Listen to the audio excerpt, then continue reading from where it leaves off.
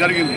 మరి ముఖ్యంగా ఈరోజు పేద రైతులను దృష్టిలో పెట్టుకొని మరి ఏకకాలంలో 2 లక్షల రుణమాఫీ చేసినందుకు మరి ఈ సందర్భంగా గాంధారి మండలం తరఫున మరి గవర్నమెంట్కు మా ఎమ్మెల్యే గారికి మరి ముఖ్యమంత్రి గారికి మండల ప్రజల తరఫున మరి రైతుల తరఫున నేను కృతజ్ఞతలు తెలియజేస్తా ఉన్నాను।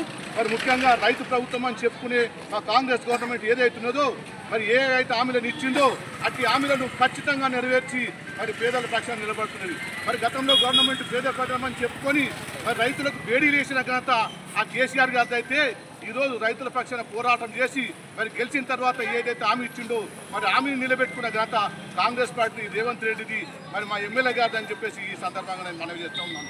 మరి ముఖ్యంగా ఈరోజు ఇదే కాకుండా ఇంకొక ముఖ్య విషయం ఏంటంటే మరి విద్యార్థులను దృష్టిలో పెట్టుకొని మరి నీట్ పరీక్ష అయితే నిర్వహించింది ఉన్నదో మరి అది పేద విద్యార్థులకు ఆశనిపాతంగా జరిగింది।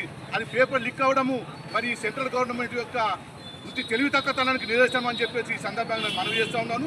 మరి ఇప్పటికైనా సోయి తెచ్చుకొని మరి దాన్ని రద్దు చేసి కొత్త పరీక్ష నిర్వహిస్తున్నందుకు అభినందిస్తూ మరి రైతులందరూ ఇదే కాదు ఇంకా ఏదైతే హామీలు ఇచ్చిందో వాటిని ఖచ్చితంగా కాంగ్రెస్ పార్టీ అమలు చేసి తీరుతుందని చెప్పేసి ఈ సందర్భంగా మనవి చేస్తున్నాను। జై కాంగ్రెస్, జై కాంగ్రెస్, మదనన్న నాయకత్వం। అందరికీ హాయ్, నేను మీ నిర్పమ్ని। Please subscribe to KV9 news. Like చేయండి, షేర్ చేయండి, మా మిత్రుల్ని ఆశీర్వదించండి।